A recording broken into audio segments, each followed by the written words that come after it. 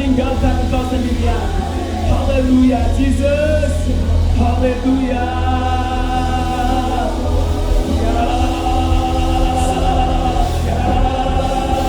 Yes, yes, yes. Haleluya, Jesus. Haleluya. Thank you, Lord Jesus. Haleluya. Haleluya. Thank you, Lord Jesus.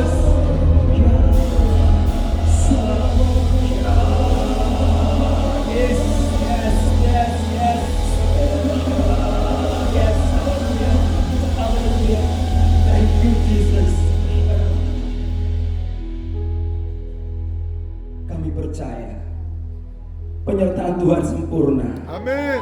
Kalau Engkau sudah menyertai kami di tahun 2025, dan kami percaya juga Engkau akan menyertai kami Tuhan di tahun 2026 dan tahun-tahun yang akan datang. Dan kami percaya karena penyertaan Tuhan sempurna, penyertaan-Mu tidak pernah berubah dulu, sekarang dan selama-lamanya. Terima kasih Tuhan Yesus.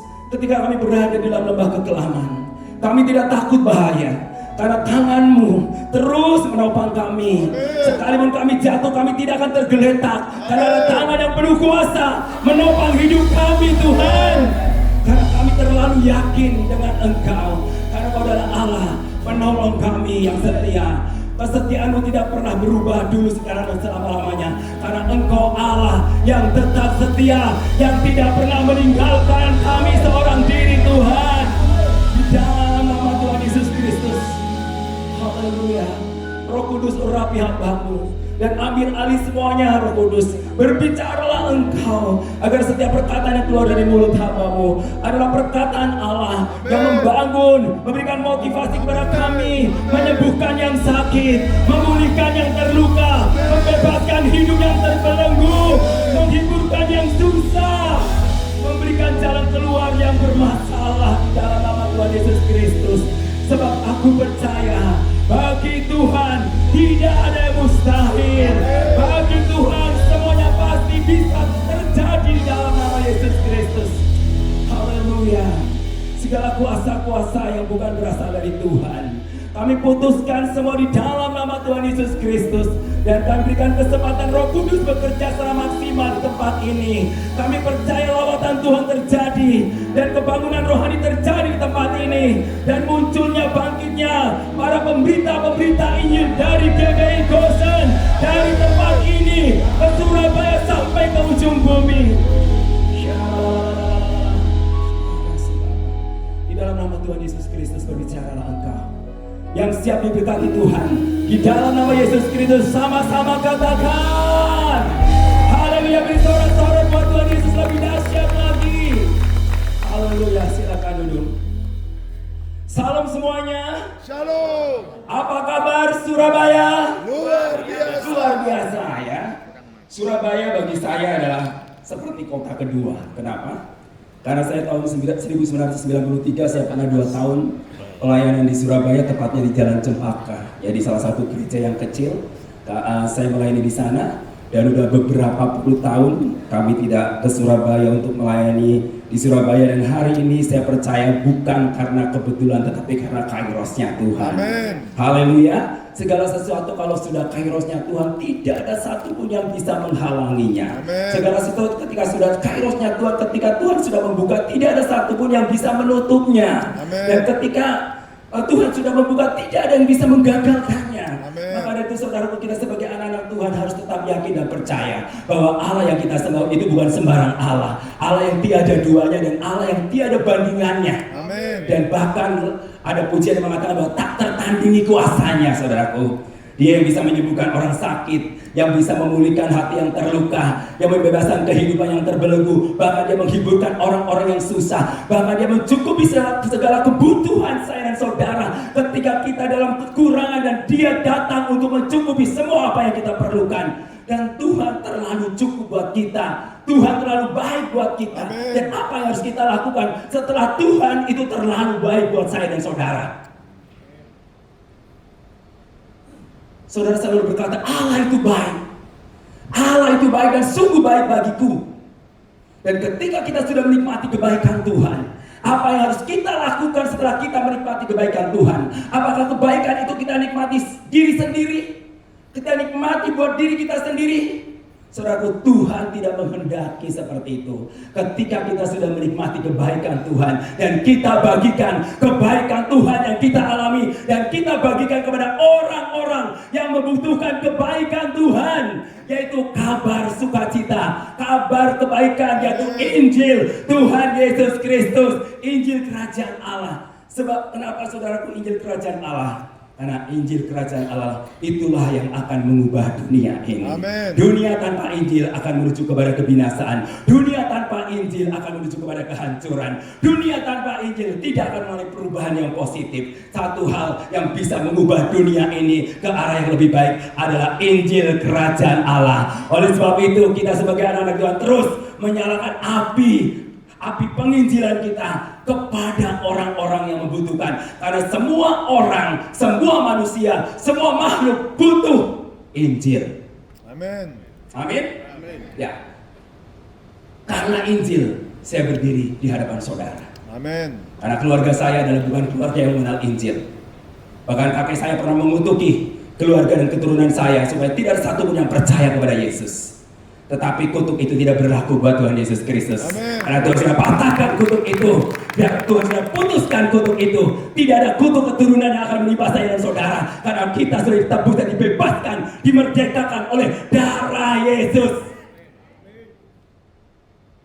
Kutuk itu tidak berlaku buat saya dan saudara. Amin. Sejak saya bertemu dengan Yesus pada usia 18 tahun, meskipun saya dulu sangat benci dengan orang Kristen, sangat benci dengan Yesus, tetapi kebencian itu menjadi berubah 180 derajat menjadi saya cinta dan semakin cinta kepada Tuhan Yesus Kristus. Dan bukan cinta sekedar cinta, tapi cintanya lebih dalam lagi. Dan kita justru harus memberikan hidupnya dan nyawanya kalau perlu, karena Tuhan tidak pernah memperhitungkan nyawanya sedikit pun. Amin. Bahkan dia datang dan dia taat sampai mati di atas kayu salib. Kenapa kita perlu memberitakan Injil? Supaya apa? Orang-orang itu betul-betul mengalami bagaimana mereka akan mendengarkan Injil jikalau tidak ada yang memberitakan Injil. Karena iman itu timbul dari pendengaran akan firman Allah. Dan ketika firman Allah tidak diberitakan, tidak diperdengarkan kepada mereka, maka mereka tidak akan mengalami perjumpaan pribadi dengan Tuhan Yesus Kristus. Mari kita buka Alkitab di dalam Matius 24 ayat 14. Ya. Dan Injil Kerajaan ini akan diberitakan di seluruh dunia menjadi kesaksian bagi semua bangsa. Sesudah itu barulah tiba kesudahannya. Dan Injil, kenapa Injil begitu penting? Karena Injil adalah kekuatan Allah. Amin. Kekuatan Allah yang mengubah kehidupan seseorang, itulah Injil. Dan inti Injil ada di mana? Inti Injil dalam 1 Korintus 15 ayat 3 sampai 4, ya. 1 Korintus 15 ayat 3 sampai 4. Ini inti Injil. Sebab yang sangat penting telah kusampaikan kepadamu, yaitu apa yang telah kuterima sendiri, ialah bahwa Kristus telah mati karena dosa-dosa kita sesuai dengan kitab suci, bahwa ia telah dikuburkan dan bahwa ia telah dibangkitkan pada hari yang ketiga sesuai dengan kitab suci. Ini inti Injil. Kalau nggak ada kematian, nggak ada kebangkitan, maka iman percaya kita kepada Yesus Kristus itu sia-sia. Makanya ada kematian dan ada kebangkitan. Siapa yang berkata, saudaraku? Kitab suci. Amen. Alkitab yang berkata, Alkitab adalah bukunya Allah, kitabnya Allah, dan Alkitab tidak pernah salah dan tanpa salah atau ignoransi. Maka dari itu kita percaya berita baik ini bahwa Kristus mati karena dosa-dosa saya dan saudara. Amin. Saya mau tanya sama Frankie, ya. Frankie, seandainya saya mencuri, ya, maukah kamu menanggung hukuman atas kesalahan saya? Kenapa Frankie gak mau?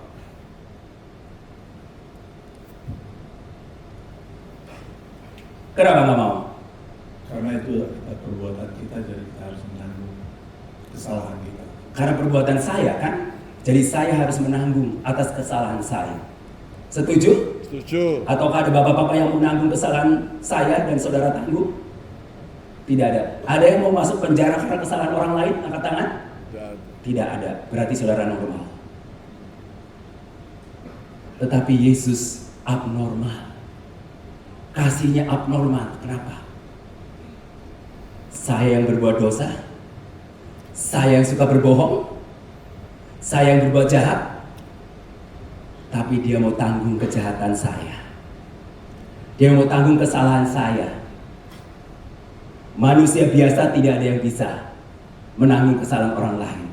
Hanya Yesus yang kasihnya di atas rata-rata. Amin. Dan kita tidak bisa menyetarai dengan dia. Makanya dia katakan bahwa Allah yang tidak tertandingi. Kenapa? Karena dia mana mau menanggung kesalahan saya dan saudara. Bahkan dia rela mati dan memberikan hidupnya. Itulah inti Injil. Oleh sebab itu, karena begitu pentingnya kata Rasul Paulus, sebab yang sangat penting telah kuterima. Dan ini harus disampaikan bahwa Kristus mati karena dosa-dosa saya dan saudara. Jadi inti Injil harus digarisbawahi. Bicara tentang Injil, good news, kabar baik. Saudara, banyak orang takut menyampaikan kabar baik dan lebih suka menyampaikan kabar hoax atau bohong. Kalau memberitakan kabar jelek, gosip, digosok semakin sip. Ya kan, misalkan ada satu orang cerita ke Pak Frankie, misalkan saya cerita Pak Frankie, si A itu ternyata sudah begini-begini ya, jangan bilang ke siapa-siapa. Nah, akhirnya Frankie langsung cerita lagi, aku dengar si A begini-begini, jangan bilang siapa-siapa. Terus si B lagi cerita lagi ke C, dengarnya begini, jangan bilang siapa-siapa. Jadi akhirnya pesan berantai. Kalau kabar buruk, kabar jelek cepat sekali menyebar. Coba seandainya kabar baik, Injil menjadi pesan berantai yang dilakukan oleh saya dan saudara, akan terjadi ledakan kebangunan dan pertobatan jiwa-jiwa dari GBI Gosen sampai ke ujung bumi.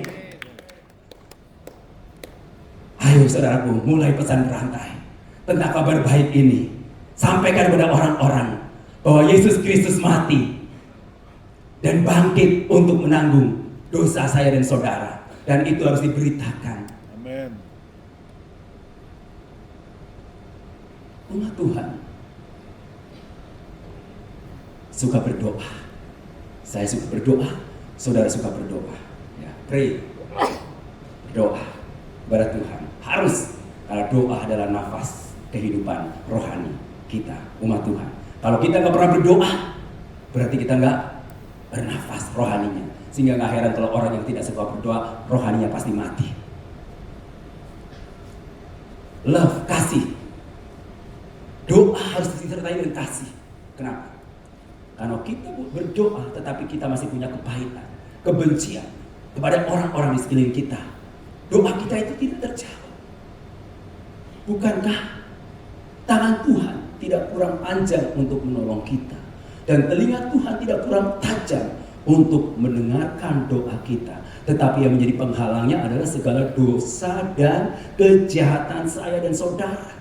Jadi Tuhan yang kita sembah itu bukan Tuhan yang tuli. Ketika doamu tidak didengar atau dijawab oleh Tuhan, introspeksi diri kita. Tidak usah menyalahin Tuhan. Mungkin kita punya karakter yang gak bagus.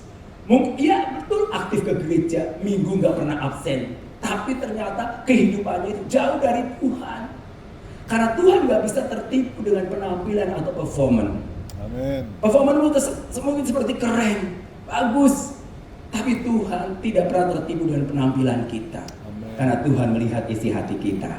Karena saudaraku, pelayanan di dalam Tuhan bukan soal penampilan, bukan soal performance, tetapi sikap hati kita di hadapan Tuhan. Itulah yang sangat berarti di hadapan Tuhan. Meskipun mungkin penampilanmu sederhana, tidak terhitung oleh saudara-saudaramu atau teman-temanmu, tetapi saudara, ketika hatimu bersih di hadapan Tuhan, maka Tuhan akan menilai pelayananmu dan berharga di mata Tuhan, dan jerih payahmu itu tidak akan sia-sia. Dan hanya orang-orang yang dekat dengan Tuhan, yang dewasa kerohaniannya, itulah yang bisa mengalami hal-hal seperti itu. Itulah yang disebut dengan apa? Karakter, iman, pengharapan, dan kasih. Yang paling besar apa? Kasih. Kasih. Kenapa yang paling besar kasih? Karena tujuan atau goal kita adalah hidup menjadi serupa dengan Kristus. Menjadi serupa dengan Kristus berarti serupa gambaran Kristus. Kristus dia lemah lembut, Kristus dia rendah hati, Kristus dia sacrifice, rela berkorban, apapun dia berikan.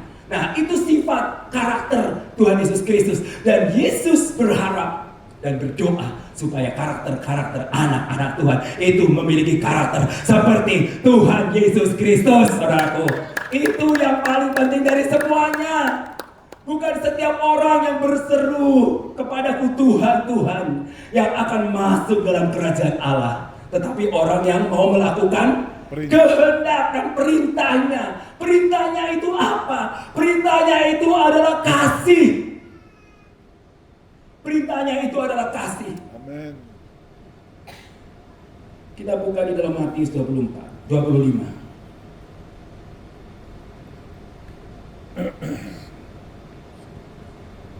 Matius 25 ayat 31 dan seterusnya. Penghakiman terakhir. Apabila anak manusia datang dalam kemuliaannya dan semua malaikat bersama-sama dengan dia, maka ia akan bersemayam di atas tahta kemuliaannya. Lalu semua bangsa akan dikumpulkan di hadapannya, dan ia akan memisahkan mereka seorang daripada seorang, sama seperti gembala memisahkan domba dari kambing. Dan ia akan menempatkan domba-domba di sebelah kanannya dan kambing-kambing di sebelah kirinya. Dan raja itu akan berkata kepada mereka yang di sebelah kanannya, mari hai kamu yang diberkati oleh Bapakku, terimalah kerajaan yang telah disediakan bagimu sejak dunia dijadikan. Sebab ketika aku lapar, kamu memberi aku makan. Ketika aku haus, kamu memberi aku minum. Ketika aku seorang asing, kamu memberi aku tumpangan. Ketika aku telanjang, kamu memberi aku pakaian. Ketika aku sakit, kamu melawat aku. Ketika aku di dalam penjara, kamu mengunjungi aku. Maka orang-orang benar itu akan menjawab dia, katanya, Tuhan, bila manakah kami melihat engkau lapar dan kami memberi engkau makan, atau haus dan kami memberi engkau minum? Bila manakah kami melihat engkau sebagai orang asing dan kami memberi engkau tumpangan atau telanjang dan kami memberi engkau pakaian? Bila manakah kami melihat engkau sakit atau dalam penjara dan kami mengunjungi engkau? Dan raja itu akan menjawab mereka, aku berkata kepadamu, sesungguhnya segala sesuatu yang kamu lakukan untuk salah seorang dari saudaraku yang paling hina ini, kamu telah melakukannya untuk aku. Saudaraku, rangkaian pelayanan yang luar biasa, action yang luar biasa. Kita umat Tuhan suka berdoa. Yes, good. Karena penting itu doa. Doa adalah hubungan, bicara hubungan intimasi dengan Tuhan melalui doa. Kedua, kasih. Kasih itu harus dinyatakan. Ada realitanya, bukti daripada kasih itu. Dan ketika Tuhan bicara tentang penghakiman, yang dihakimi apa? Yaitu perbuatan kita. Perbuatan kita. Jadi dia akan memisahkan antara kambing dengan domba. Kambing dan domba. Saudara tahu kambing? Saudara pernah lihat kambing? Pernah ya? Kambing, kalau bertemu dengan kambing, inginnya apa? Yes, berkelahi, bertengkar, ya. Jadi gambaran kambing itu berarti ini orang Kristen atau di luar Kristen ya? Nah ini, jadi ini bicara tentang karakter ya. Jadi orang Kristen yang karakternya seperti kambing itu yang sukanya ribut terus, ya, ribut, berantem, berkelahi, ya, rebutan, ya. Ada rebutan jemaat mungkin, rebutan apa, saudaraku? Rebutan harta warisan, ya, saudaraku. Suka berantem, menanduk. Kambing itu sifatnya menanduk, tidak tunduk, saudaraku. Nah, dipisahkan antara kambing dan domba. Nah, domba bicara apa? Domba itu bicara, saudara pernah lihat domba? Ya, domba itu kalem, nurut, ya kan? Bukan bodoh sih, ya, tapi benar-benar nurut banget itu domba. Ya, gambaran seperti domba. Nah, makanya saudaraku, Alkitab berkata, saudara dan saya itu seperti domba yang diutus ke tengah serigala. Bahaya nggak? Bahaya banget. Makanya Tuhan nggak biarin saudara sendirian. Dia datang ke dunia ini. Diberi nama apa? Immanuel. Allah beserta saya dan saudara. Amin. Artinya bahwa penyertaan Tuhan sempurna, kemanapun kau pergi, engkau tidak sendirian. Karena dia tahu, Tuhan tahu bahwa engkau pergi itu di tengah-tengah bahaya. Karena domba itu kan penurut dan jarang melawan. Makanya saya katakan kenapa kasih Yesus adalah pribadi yang abnormal. Artinya adalah apa? Semua di atas rata-rata dan manusia tidak bisa melakukan. Contohnya, ketika ditampar pipi kiri, berikan apa? Kalau saudara ditampar pipi kiri, balas lagi ya? Ya, ditampar pipi kiri. Tolong dong, pipi kanan lagi saya tampar lagi. Ketika bertemu dengan musuh itu harus diapain? Doakan, berkatilah musuhmu. Sulit kan? Itu sulit. Tetapi saudaraku, kita harus bisa. Amin. Itulah anak Tuhan. Kita harus bisa mengampuni orang-orang yang pernah melukai hati kita. Karena Tuhan sendiri sudah mengampuni kita. Dan dia tidak pernah memperhitungkan kesalahan kita dan pelanggaran-pelanggaran kita. Dan dia benar-benar memberikan free. Dan kasih dan pengampunan yang sudah diterima oleh saya dan saudara. Dan itu berikan kepada orang-orang di sekelilingmu yang sudah pernah melukai hatimu. Amin. Dan mengecewakanmu. Amin. Jangan pernah simpan itu virus-virus kekecewaan, virus-virus sakit hati, karena itu adalah seperti benih-benih kanker yang akan mengganggu pertumbuhan iman kita, dan iman kita tidak akan menghasilkan buah jikalau kita punya penyakit rohani, yaitu kepahitan atau kebencian. Kita sebagai pekerja-pekerja di ladang Tuhan, mari tinggalkan kebencian, mari tinggalkan sampah-sampah, virus-virus yang akan mengganggu, karena itu akan menjadi penyakit buat kita. Saudara, Alkitab berkata, hati yang gembira adalah obat yang manjur, semangat yang patah mengeringkan tulang. Kenapa hati yang gembira itu obat yang manjur? Kalau orang selalu bergembira, imun tubuhnya semakin naik. Amin. Saudara, pada waktu corona, wah, orang pada ketakutan, betul nggak? Nah, karena ketakutan itulah membuat imun tubuhnya turun. Virus menyerang. Nah, Alkitab berbilang bahwa hati yang gembira adalah obat yang manjur. Makanya saya pada waktu corona, saya tetap melayani di jalanan.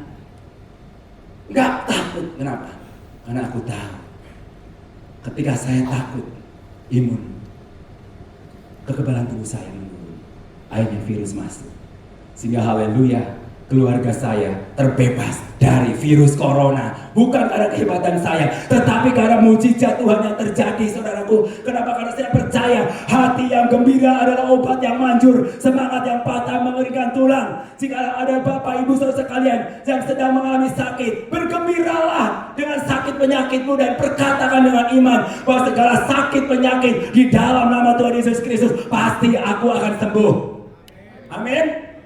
Mungkin ada yang sudah bertahun-tahun mengalami sakit penyakit, tidak mengalami kesembuhan. Saudara, perkatakan dengan iman.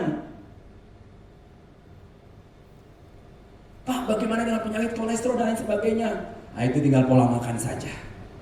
Ya, pola makan saja, saudara. Pasti sembuh di dalam nama Tuhan Yesus Kristus.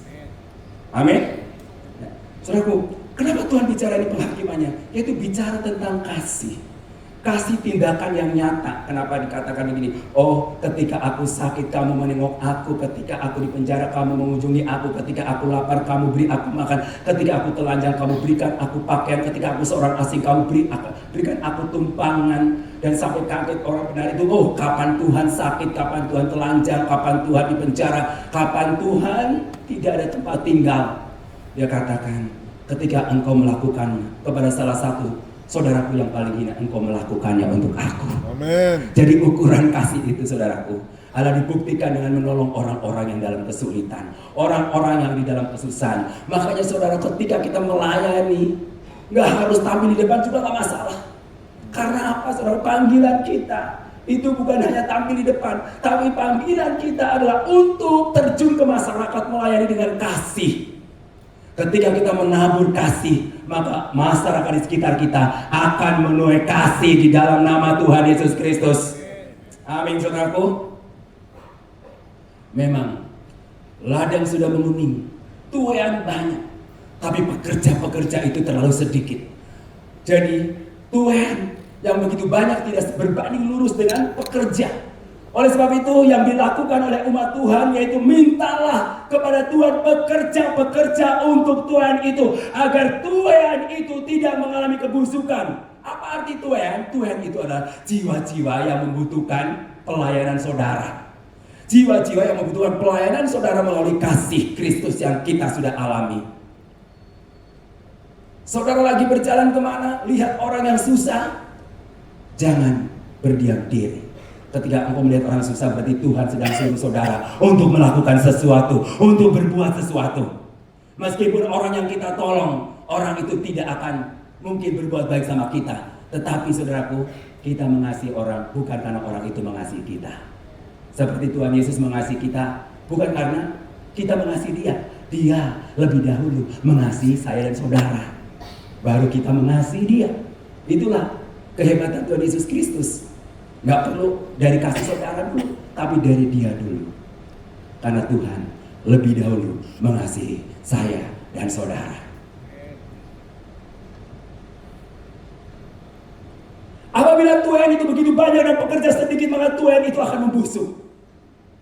Misalkan saudara sebagai petani, saudara punya ladang padi, waktunya panen, tetapi tidak ada pekerja untuk menuainya, dan padi itu akan busuk dan tidak tertuai.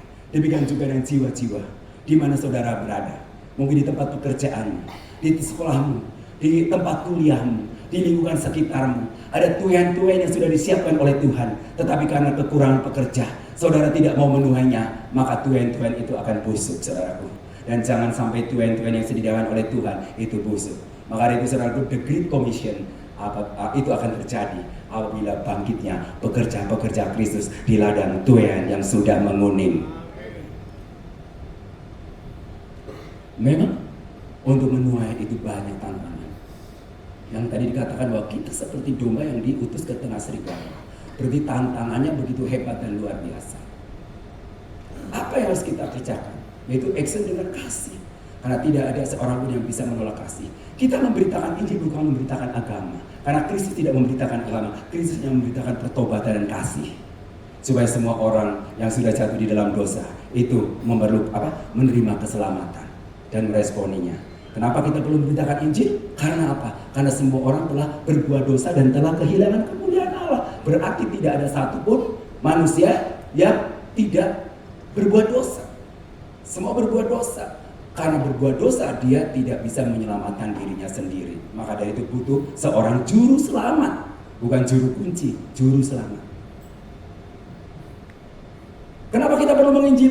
Karena Yesus adalah satu-satunya Tuhan dan juru selamat. Tidak ada yang lain. Alkitab berkata dalam Yohanes 14 ayat 6, Akulah jalan, kebenaran, dan hidup. Tidak ada seorang pun yang datang kepada Bapa kalau tidak melalui aku. Itu Yesus sendiri yang berkata. Kata Yesus kepadanya, Akulah jalan dan kebenaran dan hidup. Tidak ada seorang pun yang datang kepada Bapa kalau tidak melalui aku. Udah jelas. Siapa yang berkata itu?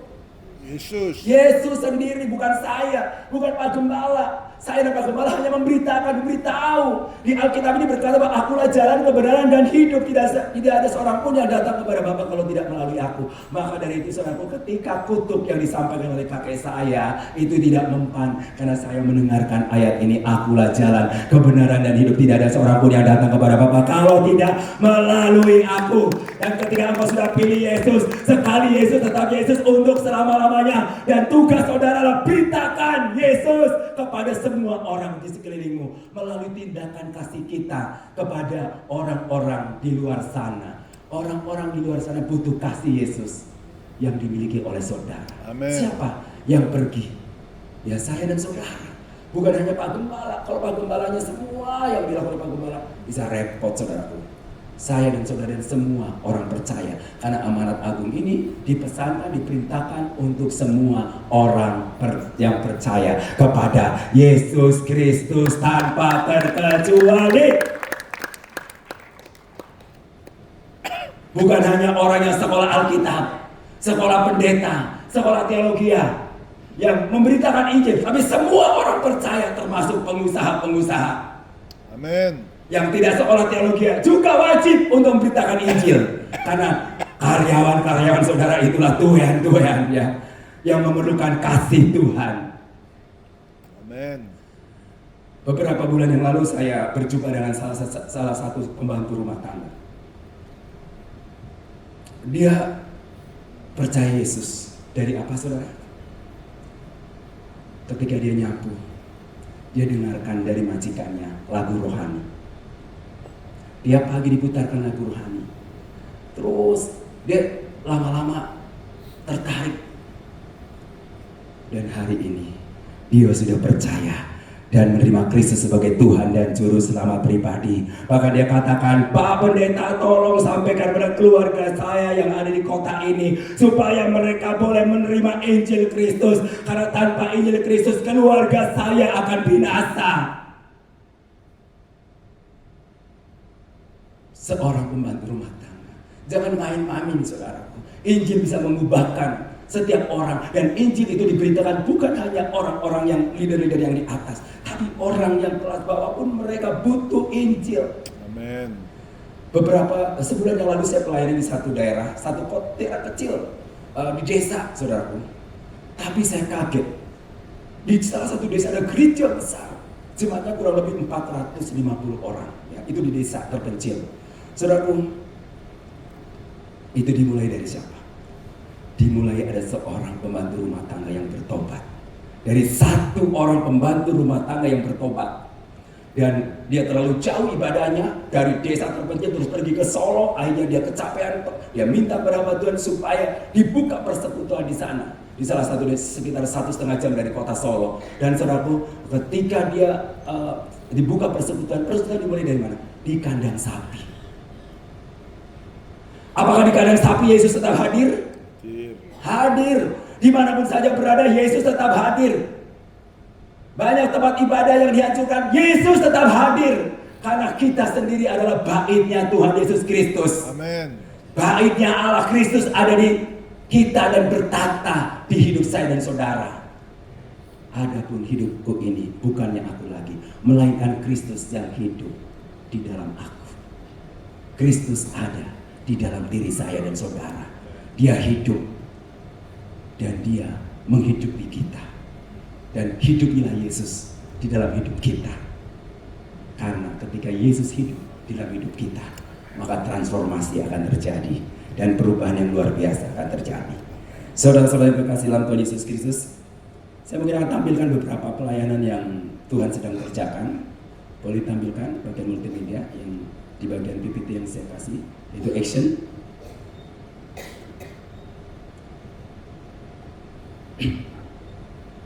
Ya. Sebelumnya, ya terus sebelumnya, ya. Saudaraku, apa yang harus kita kerjakan? Memberkati kota kita tercinta. Dari kota Surabaya sampai ke ujung bumi, dan ini sebagian kecil yang kami lakukan di kota kecil, kota Sukabumi. Kami ada buka panti asuhan sebagai wujud kasih dan kebaikan. Ada beberapa anak dan sudah 5 generasi mereka mengalami perjumpaan dengan Kristus. Lanjut. Ya, kita pelayanannya itu rumah singgah. Jadi orang-orang yang tidak punya tempat tinggal dan mereka kita kumpulkan. Kemudian pelayanan rumah sakit itu penting sekali. Kenapa? Itu ya Matius 25 itu. Saya pernah ditegur sama Tuhan. Makanya akhirnya kami buka tim pelayanan rumah sakit. Mereka terjun ke rumah sakit. Siapa yang melayani? Orang-orang sederhana. Wanita-wanita yang luar biasa. Halo para wanita di sini, engkau adalah wanita-wanita yang hebat. Amin. Yang mendampingi suamimu yang sibuk bekerja dan engkau menjadi wanita-wanita yang luar biasa. Dan wanita-wanita banyak yang melayani di rumah sakit dan juga ada pria. Kemudian pelayanan penjara, lanjut. Ya, pelayanan penjara. Pelayanan jalanan. Kenapa? Karena orang-orang seperti inilah yang butuh pertolongan. Itulah mereka jiwa-jiwa. Bukan berarti kita gak peduli sama orang kaya. Orang kaya kita juga peduli dan layanin. Tapi orang kaya itu bisa mandiri. Dan tanpa mungkin pertolongan kita, mereka bisa hidup, saudaraku. Justru kita orang-orang yang diberkati Tuhan. Kenapa diberkati Tuhan? Karena kita punya tugas dan tanggung jawab untuk memberkati pekerjaan Tuhan dan orang-orang di sekeliling kita yang membutuhkan pertolongan. Amin. Itulah yang disebut dengan action. Oke, lanjut. Ya, action mission. Ya, saya pernah bersama Pak Gembala waktu itu pergi ke Filipina, ya, memberitakan Injil dan juga pergi ke Bromo. Saudaraku, karena apa? Bukan karena kita ingin gaya-gaya, tetapi itu loh Matius 24:14. Injil harus diberitakan kemanapun kita pergi. Kemanapun saudara pergi, kita beritakan dan ceritakan. Kenapa kalau kita memberitakan kabar buruk begitu cepat? Masa kalah? Berita yang baik ini kalah dengan berita buruk. Kita mungkin gak sempat pergi. Kita bisa berdoa untuk hamba Tuhan yang pergi menginjil. Kita mungkin gak bisa pergi. Kita punya sosial media. Tulis firman Tuhan.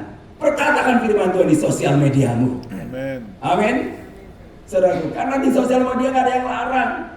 Semua orang bisa membaca, melihat, mendengar.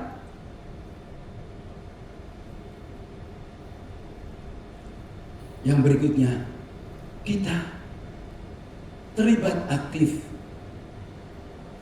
Kita ikutin pelatihan-pelatihan biar mengerti, menjadi orang Kristen yang luar biasa. Bulan Oktober saya pergi ke Korea untuk studi banding melihat gereja-gereja di Korea. Yang luar biasanya saudaraku, gereja di Korea itu gereja kecil-kecil, dari sekolah minggu, anak-anak sudah diajarkan tentang amanat agung, mission action. Sehingga tidak heran kalau yang datang ke Indonesia itu kebanyakan para misionaris dari Korea. Maka dari itu kita mau belajar dari Indonesia akan mengutus misionaris baik lokal maupun internasional. Saudara setuju? Amin. Karena mintalah kepadaku maka bangsa-bangsa akan kuberikan kepadamu. Dan untuk mengakhiri firman Tuhan ini, boleh putarkan video. Ya, ini ada beberapa anak-anak muda yang ikut terlibat dalam kegerakan. Salah satunya mungkin ada 2 anak dari sini juga yang dipersiapkan untuk diutus menjadi misionaris profesional.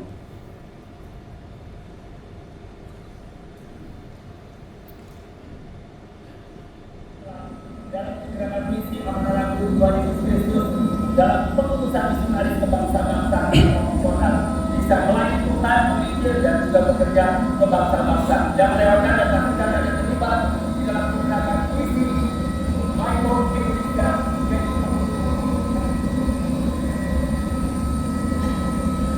Shalom.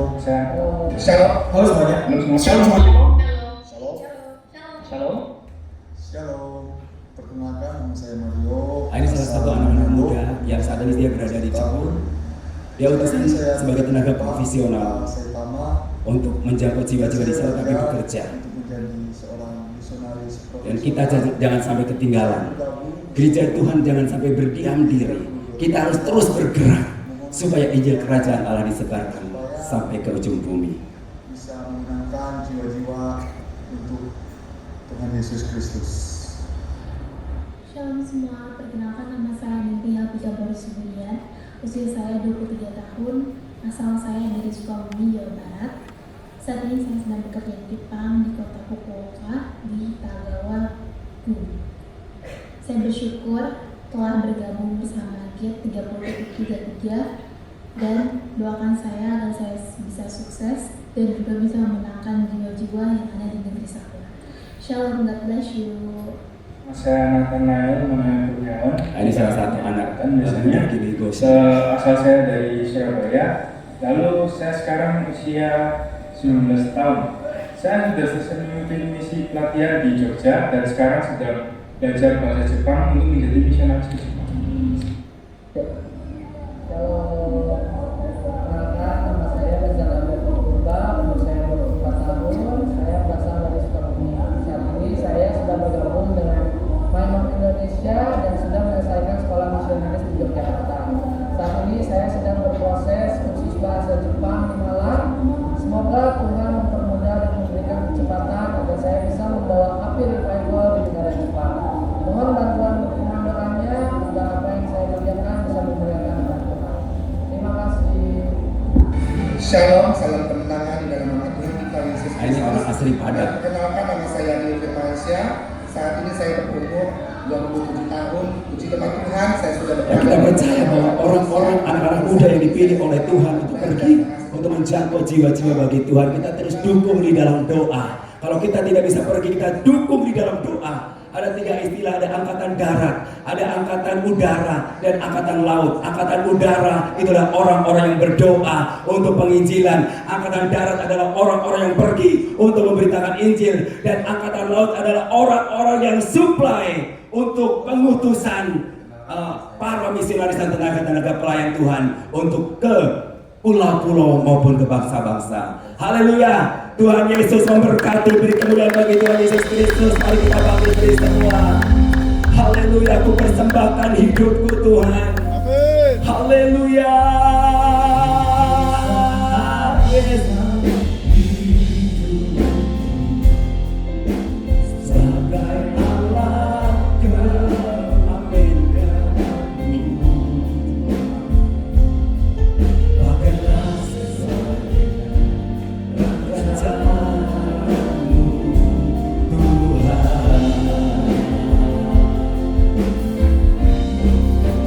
Selalu mengikutmu Tuhan, kemanapun kau mengutusku,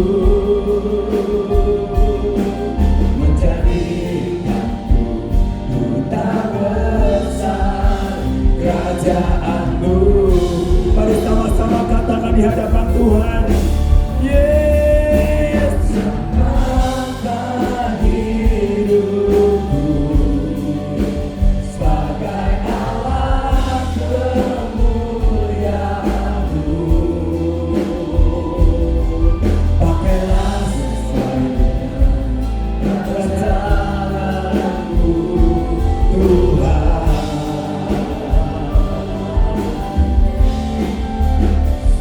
Selalu mengikutmu Tuhan, kemanapun kau mengutusku,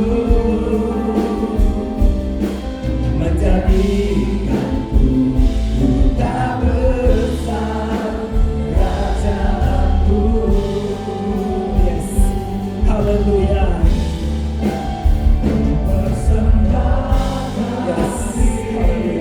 Pujian ini bukan sekedar pujian, dan firman Allah Tuhan mau begitu berbicara pada hari ini. Tapi pada malam hari ini, sore hari ini, Tuhan berbicara kepada engkau. Siapkah engkau menjadi duta-duta kerajaan Allah untuk memberitakan Injil kerajaan Tuhan kemanapun engkau pergi? Engkau siap untuk diutus. Haleluya. Selalu mengikutmu Tuhan, kemanapun kau mengutusku, menjadikanku duta besar kerajaanmu.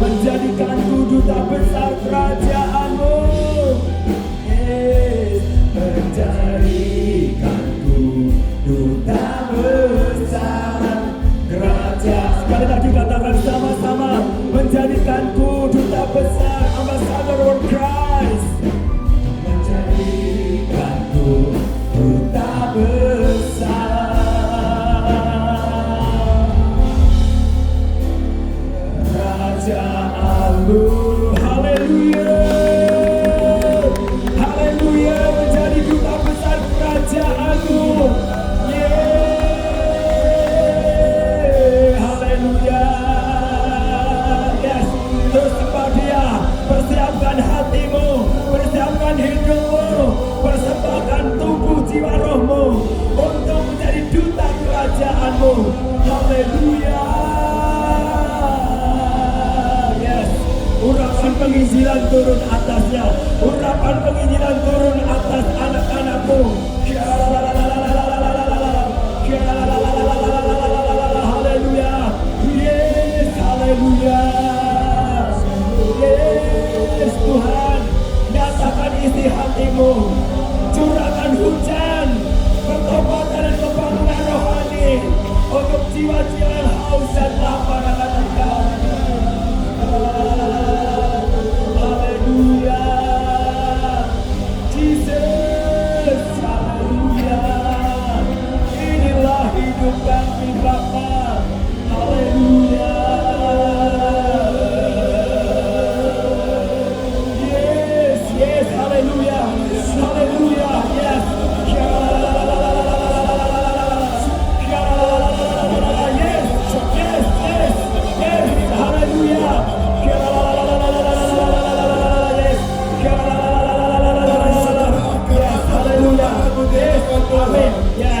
Malam ini kami minta api penginjilan Tuhan. Kami minta ulama penginjilan Tuhan. Kami minta api penginjilan. Bakar setiap kami Tuhan. Haleluya.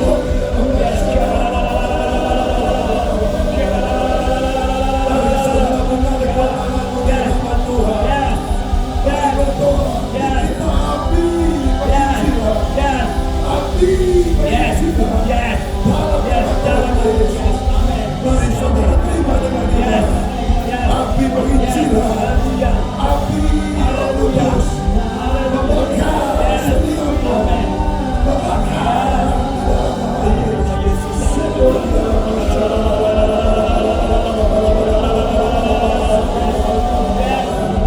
membakar saudara berdoa, minta api penginjilan, minta api Tuhan untuk membakar, untuk menyelamatkan jiwa-jiwa yang ada di sekelilingmu, jiwa-jiwa yang ada di keluargamu, di tempat usahamu, di tempat sekolahmu, di tempat perkuliahanmu, di tempat pelayananmu.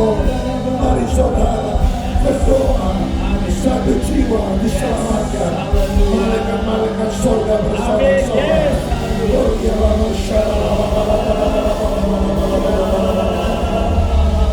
Saudara, tugas memberitakan kabar baik bukan tugas gembala sidang, bukan tugas pendeta, tetapi tugas ini adalah setiap saudara yang percaya kepada Tuhan. Sebab itu saudara, tahun 2026 Tuhan sampaikan tema tahun amanat aku. Pergilah, jadikan semua bangsa murid. Pergilah, Tuhan yang sudah banyak, Tuhan yang sudah memulih dan siap untuk dituai. Saudara dan saya adalah penuai. Yang setuju, yang mau katakan amin. Mari saudara yang mau katakan aku akan aku yang mau saudara. Saudara yang mau angkat kedua tanganmu di hadapan Tuhan. Mari angkat tinggi-tinggi di atas kepala kita. Hatamu berdoa di dalam nama Tuhan Yesus. Tuhan, aku melihat tangan-tangan yang terangkat. Aku minta api penginjilan, api Tuhan, api Roh Kudus membakar setiap roh anak-anakmu Tuhan, untuk memberitakan Injil kerajaan surga sampai ke kota-kota, bahkan sampai ke pulau-pulau, bahkan sampai ke bangsa-bangsa. Urapi seluruh jemaat-Mu Tuhan, berikan kami keberanian untuk memberitakan kabar baik, berikan kami sukacita untuk memberitakan Injil Kristus. Kami berdoa buat kota kami Surabaya, biarlah Surabaya diselamatkan. Kami berdoa untuk bangsa kami Indonesia, biarlah Indonesia diselamatkan. Indonesia diselamatkan. Indonesia diselamatkan.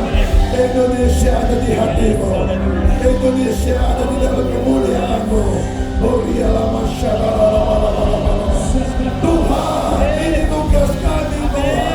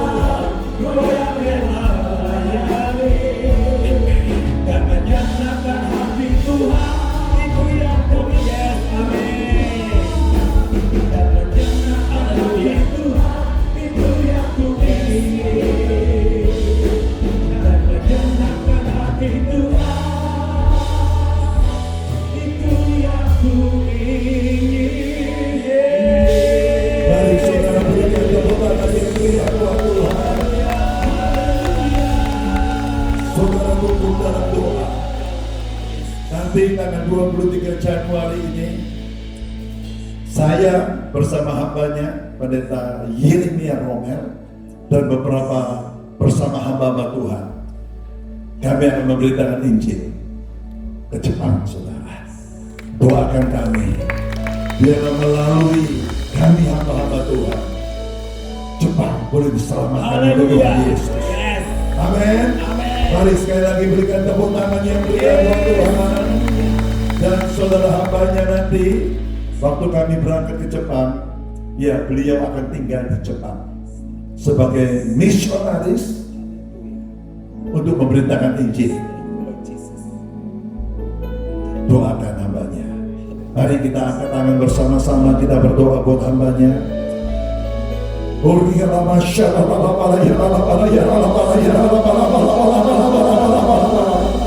Hambamu minta pengurapan-Mu Tuhan, pengurapan penginjilan Tuhan, pengurapan untuk memberitakan kabar baik, kabar keselamatan dari surga.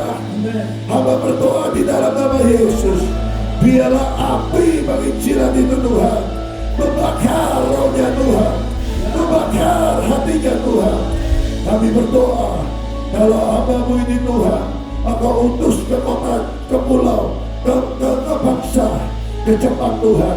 Kami berdoa, biarlah melalui hamba-Mu ini Jepang diselamatkan, Jepang memuliakan nama Tuhan. Berkati hamba-Mu, lindungi hamba-Mu, berikan kekuatan, berikan keberanian, berikan kemampuan, berikan kesehatan yang baik. Biarlah melalui hamba-Mu ini nama Tuhan dipermuliakan di seluruh dunia ini Tuhan. Terima kasih Tuhan, di dalam nama Tuhan Yesus hamba-Mu sudah berdoa dan mengucap syukur. Haleluya. Amin. Mari saudara berikan tepuk tangan yang meriah buat Tuhan. Saudara siap diutus? Yang siap diutus angkat tangan. Saya percaya melalui saudara keluarga akan diselamatkan. Saya percaya satu orang, satu jiwa diselamatkan, maka seisi keluarga akan diselamatkan. Mengerti, katakan amin. Mengerti, katakan amin. Saudara, kalau Tuhan Yesus datang nanti menjemput saudara dan saya, saat saudara menghadap kepada Tuhan, Tuhan datanya, sudah berapa lama kamu jadi orang Kristen? Sudah berapa banyak kamu buka gereja? Yang Tuhan tanya, sudah berapa jiwa yang engkau selamatkan? Haleluya. Amin. Amin. Setuju yang mengerti, katakan amin. Amin. Yang mengerti berikan tepuk tangan yang meriah buat Tuhan. Silakan duduk Bapak Ibu.